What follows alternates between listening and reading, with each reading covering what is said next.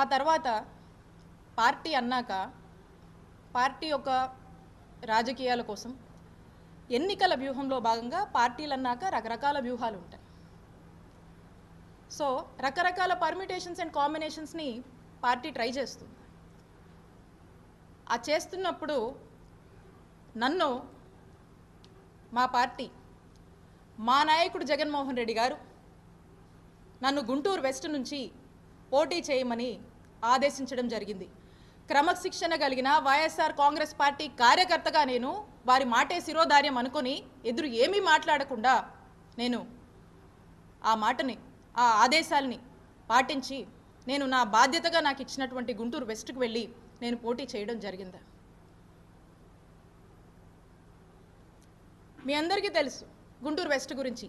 ఏ రోజు గుంటూరు వెస్ట్లో వైఎస్ఆర్ కాంగ్రెస్ పార్టీ గెలవలేదు. వరుసగా మనం ఓడిపోతూ వస్తున్నాము. ఇక్కడ కూడా వరుసగా మనం ఓడిపోతూ వస్తే ఇక్కడ ఒక గెలుపు బావుటాన్ని మనం ఇక్కడ ఎగరేసాం.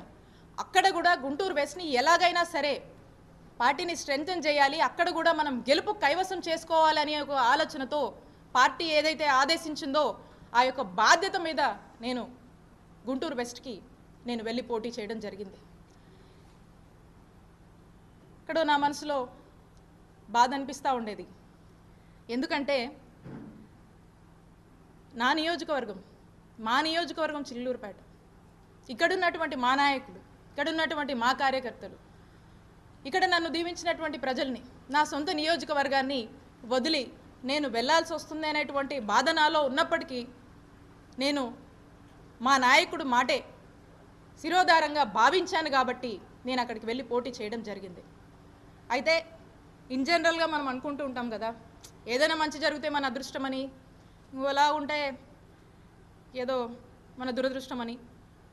అయితే ఇక్కడ మీ అందరినీ కూడా వదిలి వెళ్ళాల్సి వచ్చినప్పుడు, మీ అందరి గురించి నేను ఆలోచించినప్పుడు, నా సొంత నియోజకవర్గం అని నా మనసుకు బాధ అనిపించినప్పుడు, ఇది నేను ఎవరిని అనట్లేదండి, నేను ఇది కేవలం నా దురదృష్టం అనుకున్నాను. నేను నా బ్యాడ్లకు అనుకున్నా, ఏదో మిస్ఫార్చ్యూన్ అనుకున్నా.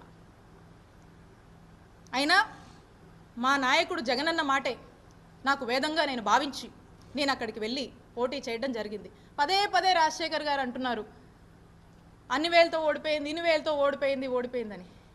గెలుపు ఓటముల గురించి మీరు మాట్లాడుతున్నారా రాజశేఖర్ గారు? చెప్పండి. అయితే గెలుపు ఓటం అనేది సహజం. నేను గర్వంగా చెప్తా ఉన్నా, మేము 2019లో అధికారంలోకి వచ్చాక మంచి చేసి మేము ఓడిపోయాం. ప్రజలకు మంచి చేసి మేము ఓడిపోయాం. టెక్నికల్గా మాట్లాడితే రకరకాల కారణాలు ఉన్నాయి, అదో ఇదో ఏదో అని మనం అనొచ్చు. బట్ ఎవిడెన్సెస్ లేవు కాబట్టి నేను అది చెప్పలేను. కాబట్టి మంచి చేసి మేము ఓడిపోయామని మేము గర్వంగానే చెప్పుకుంటాం. ఆ తర్వాత మా నాయకుడు జగన్మోహన్ రెడ్డి గారు మళ్ళా మాట్లాడి మళ్ళా తిరిగి నా సొంత నియోజకవర్గానికి, మా చిలకలూరుపేట నియోజకవర్గానికి నన్ను పంపిస్తున్నానని ఆదేశాలు ఇవ్వడం జరిగింది. నేను మా నాయకుడు ఆ రోజు చెప్పిన మాట నేను కాదనలేదు, ఈరోజు చెప్పినటువంటి మాటలకు కూడా కట్టుబడి నేను నా నియోజకవర్గానికి వస్తున్నందుకు నేను సంతోషించాను.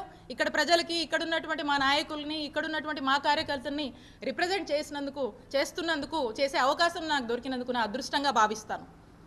మా నాయకుడు ఏం చెప్తే అది క్రమశిక్షణతో చేయడమే మాకు తెలుసు.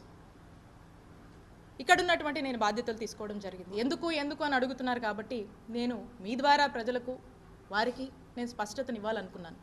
ఇక